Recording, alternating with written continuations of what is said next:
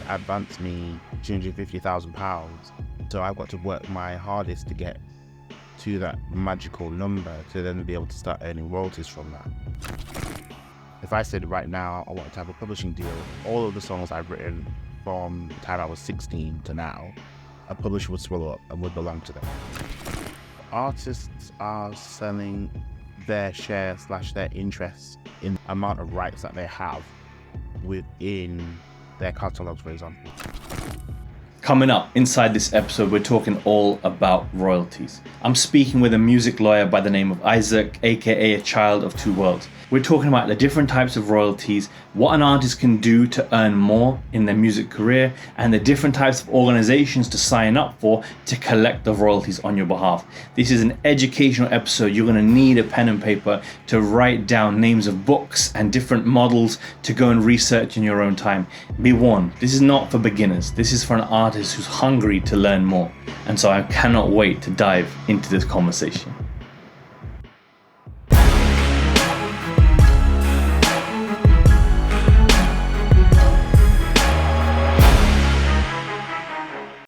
I'm really pumped for this chat, honestly, because I have 1,000,001 questions about the world of publishing, royalties, sync, and so much more.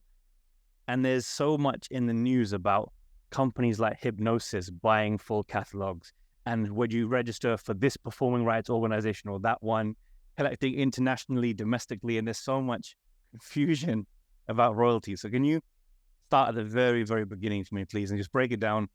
What does a basic artist need to know about royalties and the way the whole system of publishing works, please?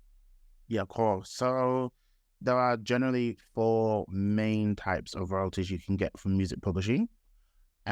So they are mechanical royalties, performance royalties, sync royalties, and also print music royalties. So I'll break them down, I guess, one by one. So mechanical royalties are a really interesting overhang from the past. So this is from the days when they would physically press records.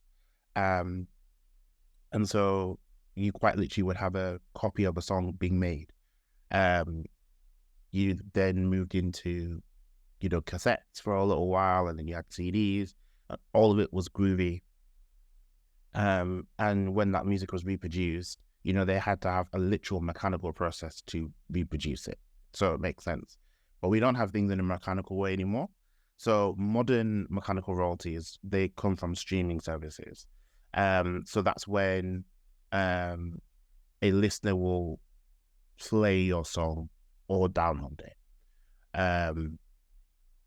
But if it plays over a streaming radio service, that's a different kind of royalty.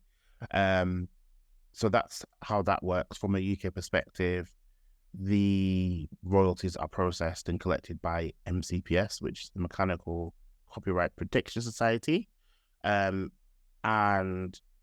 we'll probably talk about this in a little bit, but if you want to start recording or performing, it is essential pretty much immediately to save up, I think it's £100, or it might be £150, and you sign up to PRS for music, and also tick a box and say that you want to sign up for MCPS so that they can collect mechanical royalties on your behalf. And everyone's like, no, I want all the money for myself and I don't want to do that. And I was like, you don't want to do that because it's very administratively long. Just let the people do what they do best.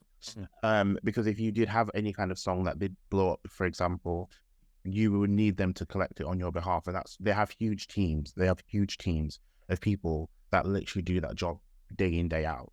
There's a big process behind it, and it works to your advantage to sign up to these processes because it's just easier for you. You don't want to lose on money, and money you might not sign up for in certain circumstances can end up going into like a black box of royalties where they can't identify who the song is by, things like that. The next type of royalty are performance royalties you get. So these are when royalties are played. When a song is played in a public place. And so these kind of royalties get split between you as a writer and your publisher, if you do have a publisher, that is. And that's if, you know, something was played on the radio or it's on a bar or a restaurant. So it's important for that. You know, if you have in a UK context, you have a radio single or there's playing something in a hotel, it's how people get paid a little bit from that, you know. So that is quite important to be aware of, and PRS helps with that. So if you're not signed up to PRS, you can't get access to that kind of money. Got you. Okay. So that's how that kind of works. And then you do get sync royalties, which is quite a big thing for people. So sync royalties are basically synchronization of music. So it's where music is put to visuals. It could be a game, or it could be an advertisement, or it could be a film. It can be used in, I don't know if I mentioned videos such as perhaps YouTube, depending on what it is. So commercial sync is a really interesting concept, and the reason it's interesting is because that can really be whatever a publisher may determine it to be. So you might think, this is just my YouTube video, and they might be like, this is a sync and you need a license for it. And as a result of you paying that license fee, then some of that money would go towards the artist for the use of that song, for example. The way that sync works is quite specific. And so if you do want a lot of information about that, it's best to kind of look, do your various searches. So I think CD Baby is an example of one, not so much an agency, but it's a company that collects sync royalties. And so they may have like explanations on their website.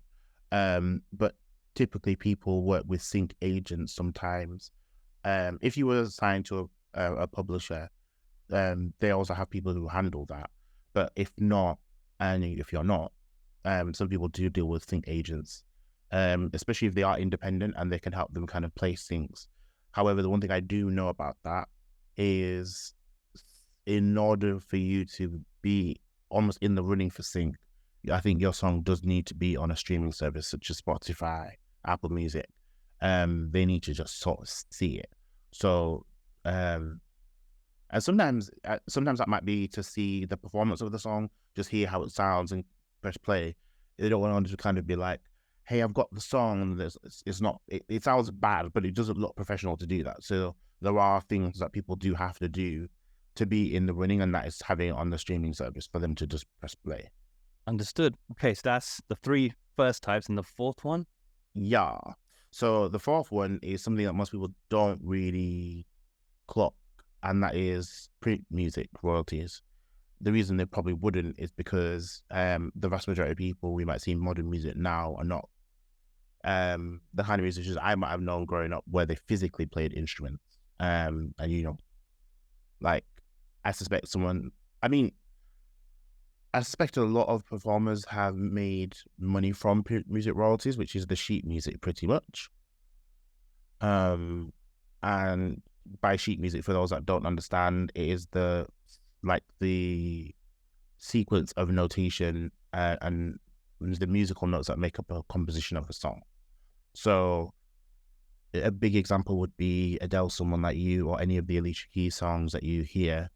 They're perfect examples of it, where the sheet music quite literally note by note, and the ornamentation around it and the instrumentation is all, that is the song. You know, you might play something and think, I don't really get it. This doesn't really sound like what I think it is. And if you play it, you download it and then you start to play it, you're like, oh, this is exactly the song. And that's where you get that from. And so PreMusic royalties are royalties that come from the sale of sheet music. And there are very specific rules around them. I'm not entirely sure what they are, but I know that there's a specific world within that that people just deal with sheet music. Like it has very specific rules. So people really do just deal with sheet music, and it has very specific rules, partly because of its importance in like the classical world. When does it start to get lucrative, and when does an artist move from something like self-administration with PRS? When do they transition to hiring or working with someone else to help amplify and collect more royalties from them in a more of an elevated capacity? So how it works is people in performance rights organizations such as PRS or IMRO if you're in Ireland, or SABAM if you're in Belgium, they will always do that. So, you know, they do that for people like Adele and Ed Sheeran.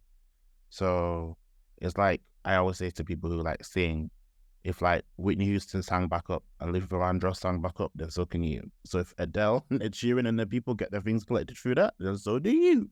Hi.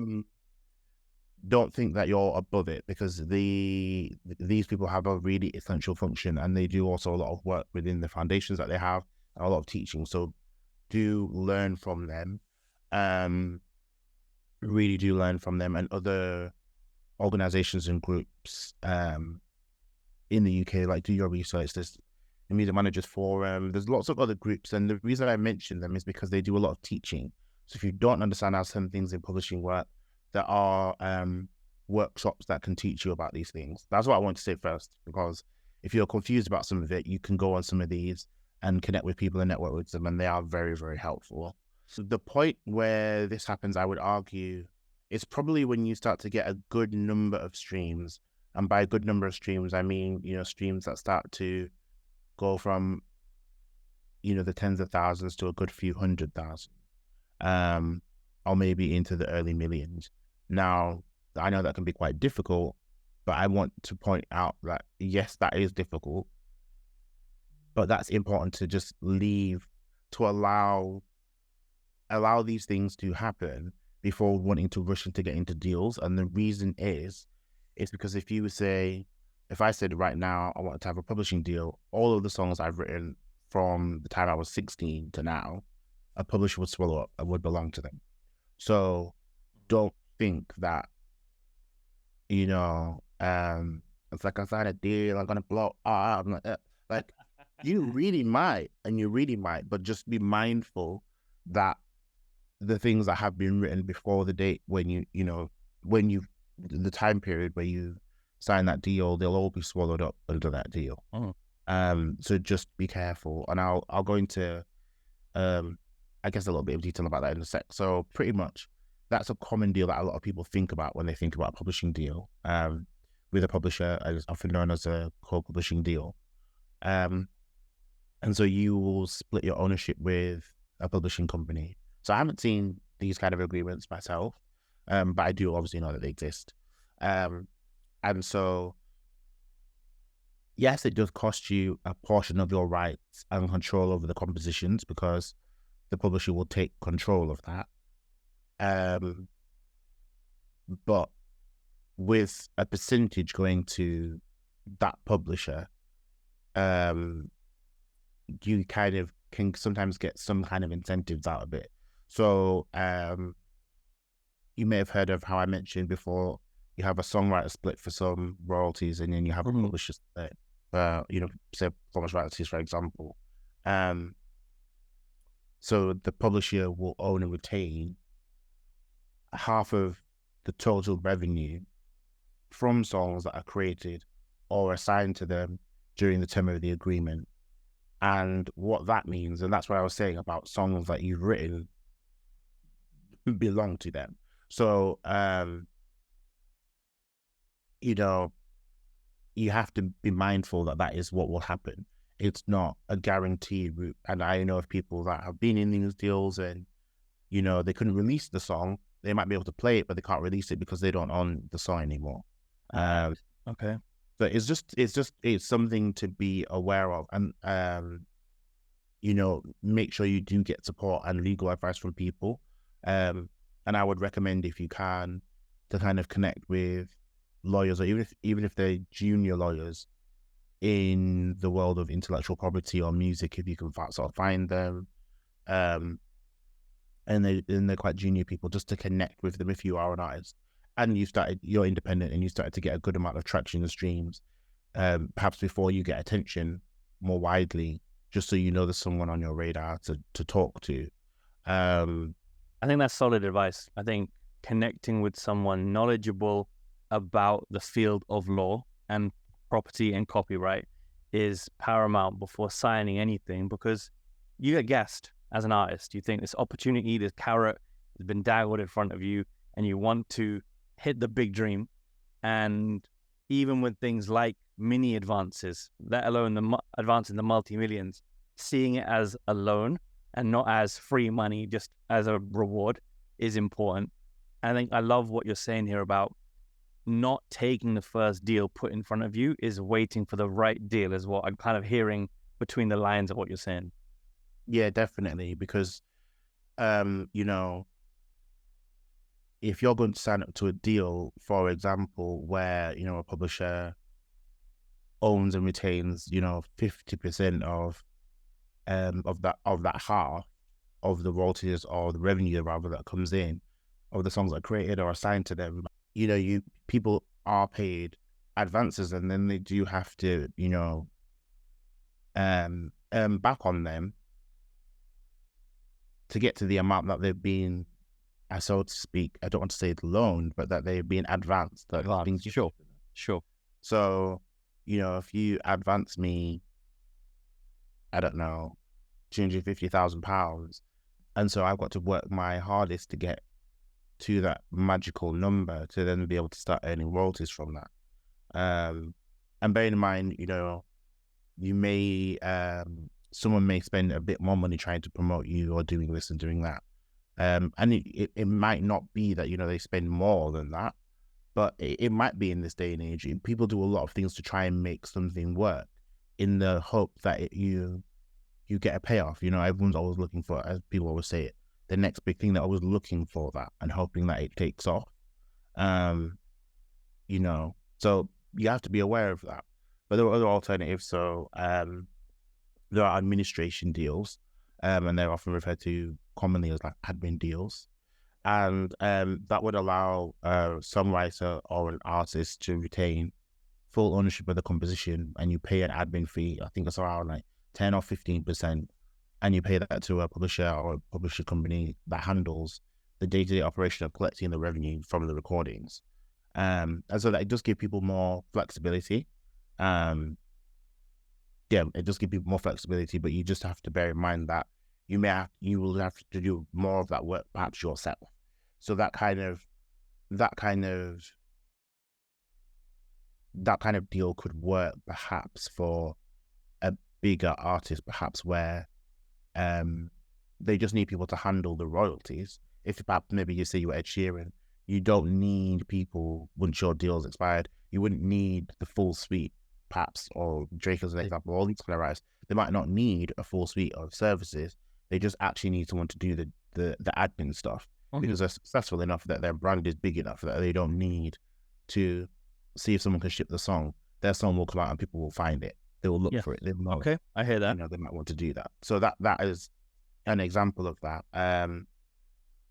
Yeah. I think it's so fascinating. One thing you said I wanted to circle back on, you said the publisher takes almost 50% in certain occasions of 50% of the revenue you're making. And so if an artist from their net number of streams is only making a fraction and they're not finding it a livable wage, signing away half of that is sometimes a bad business move. It's actually, you're putting yourself a few steps further back than progressing forward. And do you ever find that the clout of saying I'm signed to a publishing deal incentivizes some people, and is actually one of the tricky steps in their career that they can sometimes regret in future years? Do you ever find that? I think a lot of people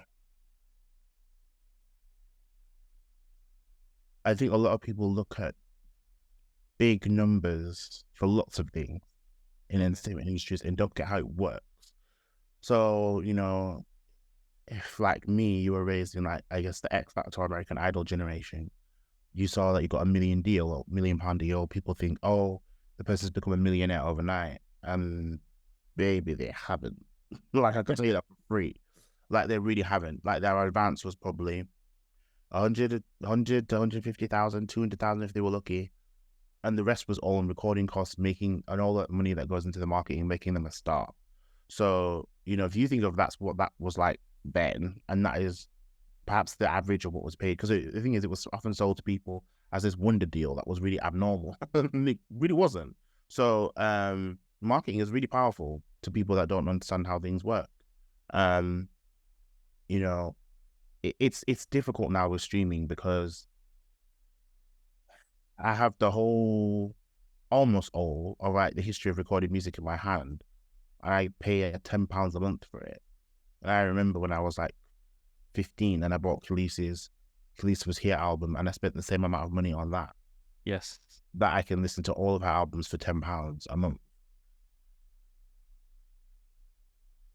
And I understand how streaming economically has come about, technologically, but also to combat piracy. But it's causing a lot of problems for people. You know, there are various performers you'll see online that will talk about they're struggling, they can't pay rent. You know, they didn't say I can't pay my mortgage. They said I can't pay rent, and that speaks volumes. People assume that they're. What I've noticed is a lot of people think because you're visible in some way that you make a lot of money, and that's not necessarily true. It was a very delicately navigated way of answering, and I respect it a lot. However, I want to come back to this really, really fascinating idea of creative control versus signing a deal. I would definitely want to circle back to that. If you're growing and the only way to get more revenue is to give away creative control, you take the decision at that juncture. Do you do it for money, or do you stay true to the process and build your own team with the resources you have to keep ownership of the machine? And you hear artists like Russ, who famously turned down the £50 million offer for his catalog. And can we unpack that a little bit? Like, why do artists agree to sell the catalog, and why do they turn down the money for the catalog sometimes? I'd love to get your take on that if I can. Yeah, so artists are selling their share in their interest in a legal context, like the amount of rights that they have within their catalogs, for example. Sometimes this is just really purely financial. So I knew when this was happening for Tina Turner, sadly I knew it was probably because she was dying. So she was doing it for administration effects. You know, she ends up having the cash from her estate, and you know, for her, beautifully, after all the things she went through in life, she deserves every penny. So absolutely. Are you gonna argue with it? You gotta argue with it. It's something that people do as well, so that you know there's no arguing. In this process would have happened before her son passed away. So it's things that you know you're doing it so there's no necessarily clashes or complaints. I know people do it even as an ordinary person. You know, you might sell your home, and you're doing it so that you know there's no debate over that house. Yes. You know where the money, you know what the money is, you know where it's going, you can split it, you know what's happening when, what and whatnot. Artists do it for that, some of that similar kind of reason, depending on their life, the age they're at, sorry. Some other ones definitely do it more just from a financial perspective because, you know, provided that the repertoire reaches certain thresholds, maybe, because the deal will be broken down and structured like that.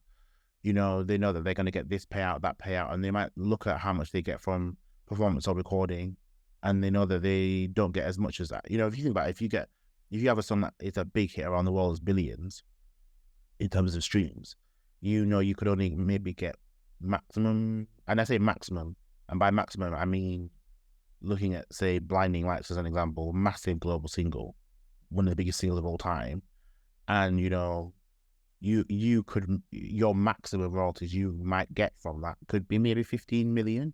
And I'm not saying that, I'm just saying that I'm plugging it off the top of my head. I'm doing like rough calculations. Where your maximum, you know, if you got a higher per stream royalty rate than obviously most people, things like that. You might look at that and you might think, you know, well, actually, I've got everything I've earned and I tot it all up, and I think actually they might pay me 250 million. And I look at my career and I think, well, I've either not earned that, or would I likely earn that? Probably not. I might look at what I've earned in my career and double it, and then it might only take me to like 68 million. So the 250 is better. I understand it. Or you may you might want to be able to, you might want some access to cash so that you can earn more later down the line. So you might want to invest in this, you might want to invest in that. You might take 50% and invest it in lots of different things for your lifetime to see what it does.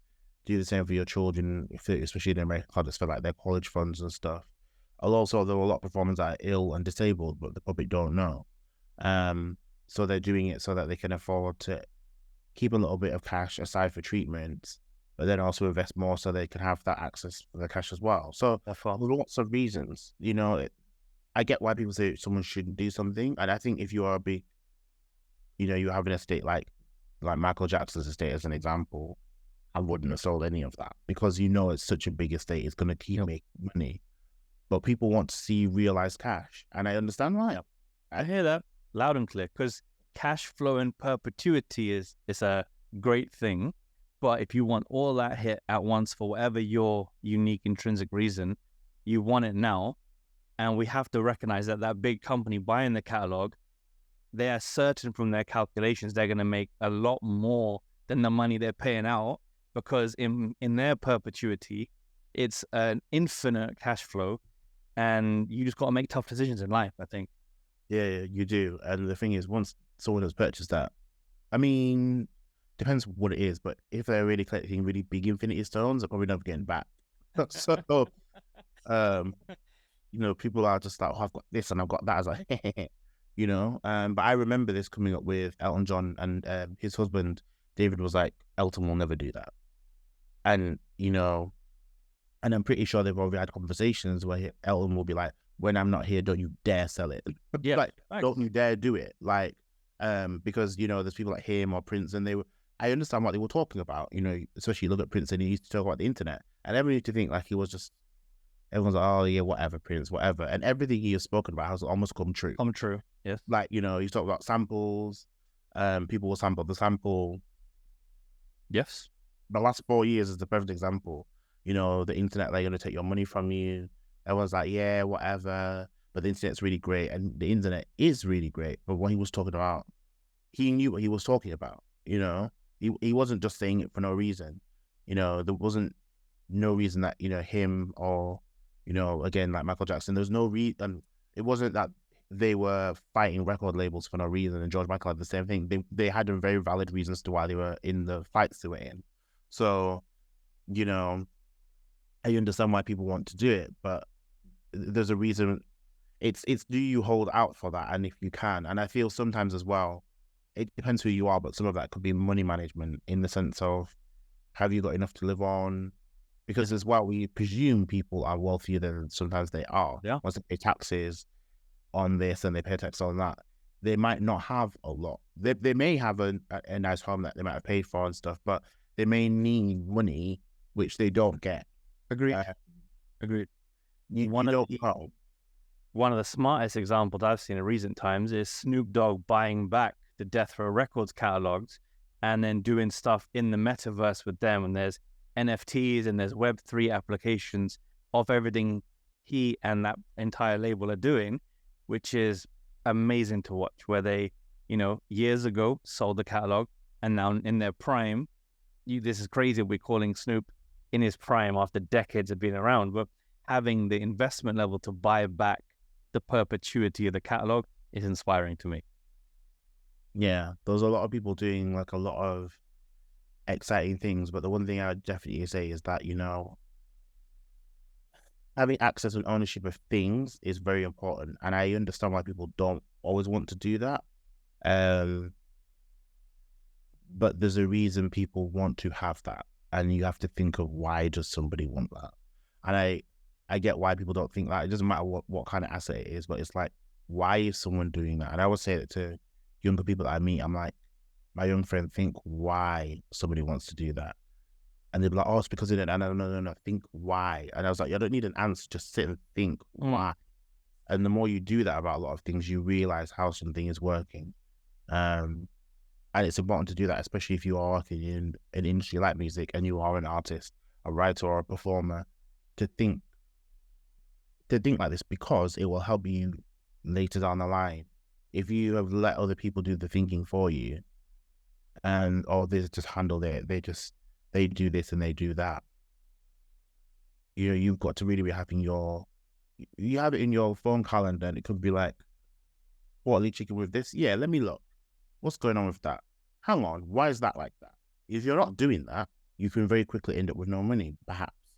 Yep. Or, you know, you might rush to, I said this to someone recently, where they wanted me to look through like a management contract. And I said, I can't do that because I don't deal with things like that. I don't know what they look like. But they had the draft had a threshold in one of the clauses about how much the manager could spend on a weekly basis or a monthly basis without having to tell the artist. And I said, this might only be a few £100s, but if you times that per week and you times that per year, this person could spend thousands of money, and you have no idea. So I'm not saying yes, you have to authorize every single expense. That can be very administratively difficult, but it's very helpful for you to know. You have to check in with people, and yes, it involves trust. You know, but people don't like the admin and the business side of things, and it can cause problems. Like I was reading Aretha Franklin's biography, and they said that, you know, she wanted to do this, wanted to do that, and they said that she was they were like, she did what she did amazingly, but when she tried to do what we did, oh, it was chaos. She didn't know what she was doing.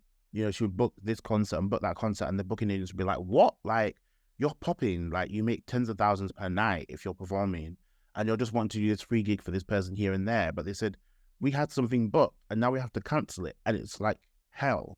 And she'd be like, well, I made an agreement. And they were like, you stop doing that, you know? So it's important to kind of check in with the right kinds of people and know what you're doing, but do educate yourself around the business side of things. I think that is really important for everybody, and understand how these things work, because if you don't understand how they work, other people will understand how they work, and those people that understand how they work will always benefit versus a person who should understand but doesn't understand.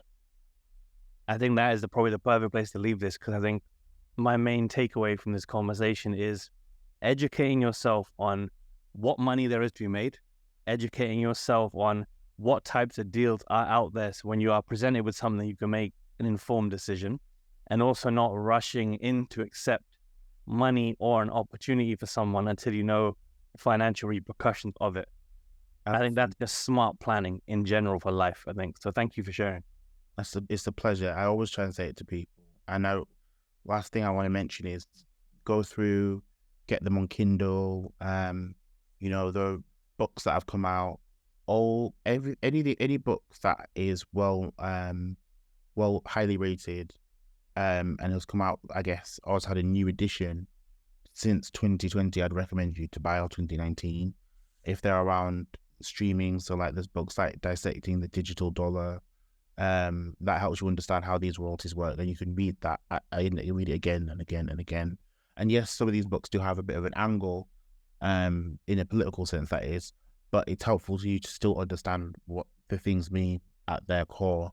You know, the books about understanding the music industry, by people like Donald Passman, and Anne Harrison as well. Like, check all of them out. These people are well-known lawyers, well-respected lawyers, and they talk about the types of deals you'll come across, the types of people you'll need, why you need them. There's Donald Passman's book is brilliant because it has the US standard and then what it means for the UK, and it's important for you to break it down. Like, I recommend for you to read, because you can just understand how all these things come together. But it's important for people to read. Like, this information is out there now. It's not smoke and mirrors. We are on the internet. We literally have, like, I don't know, like what do they call it? Like the Library of Alexandria, like, really in the internet. Like, you use it to your advantage. Please don't be naive in 2023 going into 2024. Like, it doesn't help you, and it can really shaft you if you're not reading. It's your business ultimately, and if you don't read about your business and understand your business, then how can you partner with people effectively so you protect your interests in the long run, because everyone else is protecting theirs? Boom. That is the quote of the night, dude. I'm here for it. I'm going to steal some book recommendations for you for sure, because I definitely need to upskill myself. thank you again for sharing. Like, this has been insightful for me to learn, to unlearn, and also to challenge myself. So I appreciate you greatly, King. Thank you. It's my pleasure. Thank you.